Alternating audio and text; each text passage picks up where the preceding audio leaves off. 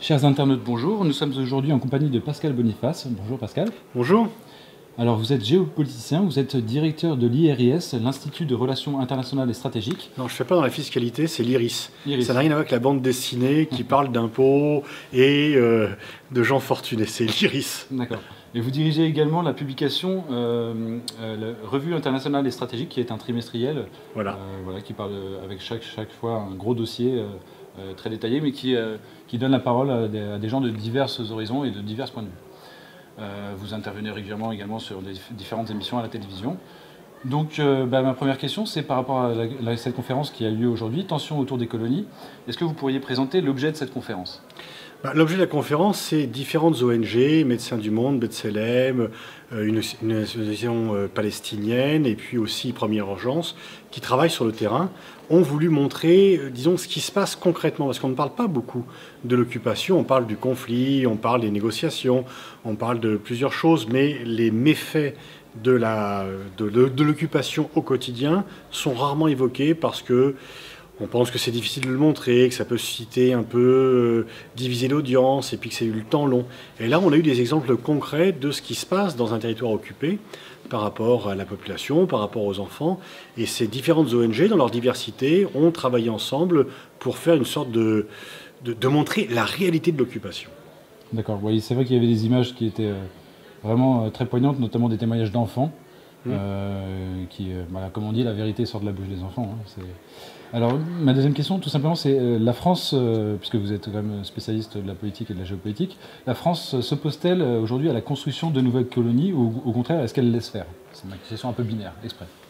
Non, la question elle n'est pas binaire, c'est que officiellement la France condamne les colonies. Mais je remarque qu'en pratique, les colonies poursuivent s'étendent et que la France ne fait pas grand-chose. Donc il y a une position officielle, mais qui n'est pas réellement suivie des faits dans la pratique. D'accord. Alors en tant que citoyen, qu'est-ce qu'on peut faire pour soulager les Palestiniens ou pour essayer de faire cesser ces injustices ? Il faut se mobiliser, et ce que l'on a vu ce soir, c'est justement la mobilisation des ONG qui est très importante pour alerter l'opinion, pour montrer la réalité de l'occupation. On en parle de façon, je dirais, littéraire ou de façon un peu informelle, mais montrer ce qu'est la réalité de l'occupation. Est-ce que l'on peut se dire universaliste? Est-ce que l'on peut se dire pour l'égalité des individus si on tolère qu'un peuple en occupe un autre? La réponse est non en principe, et la réponse encore plus non quand on a vu ce qu'on a vu ce soir.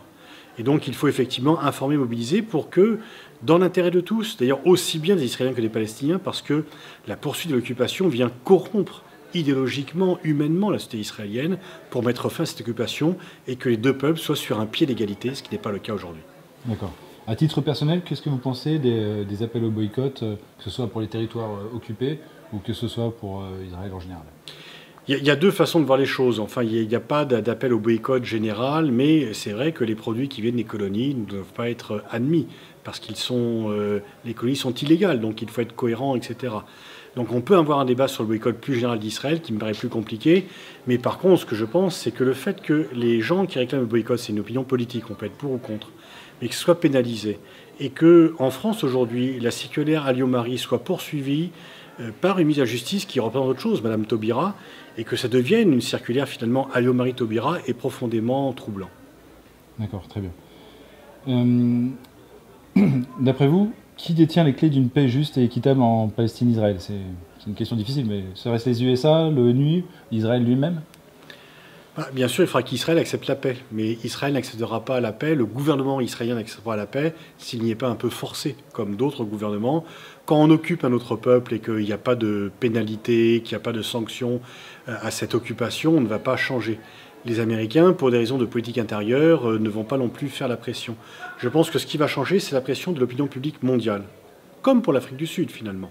Et donc le fait de se dire non, ce n'est plus possible au XXIe siècle qu'un peuple en occupe un autre et que nous sommes contre cela et que nous devons nous mobiliser contre cela, c'est ça qui pourra changer et qui fera changer l'attitude des gouvernements qui, pour l'instant, ont une position officielle pour la paix tout à fait acceptable, mais qui, dans la pratique, ne font rien pour y arriver.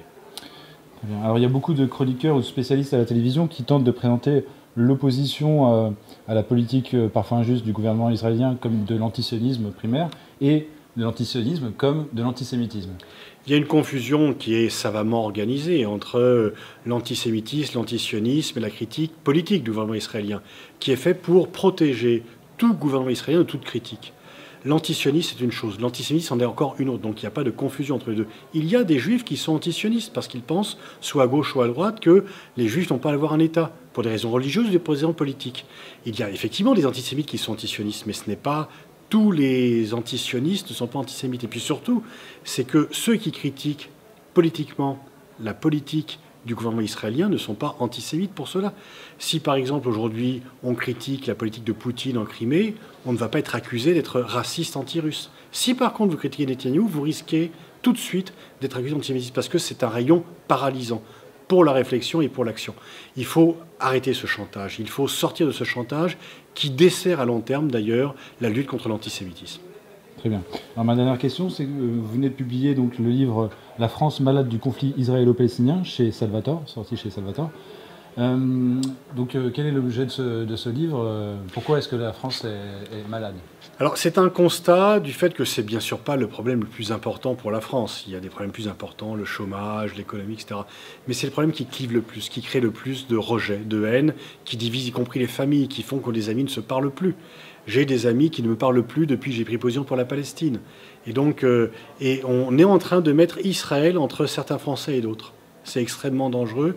Et la défense à tout prix du gouvernement israélien, qui a une politique à la fois illégale et immorale, me paraît dangereuse pour nous tous en France. Eh bien, Pascal Boniface, je vous remercie beaucoup pour cette interview. Merci à vous.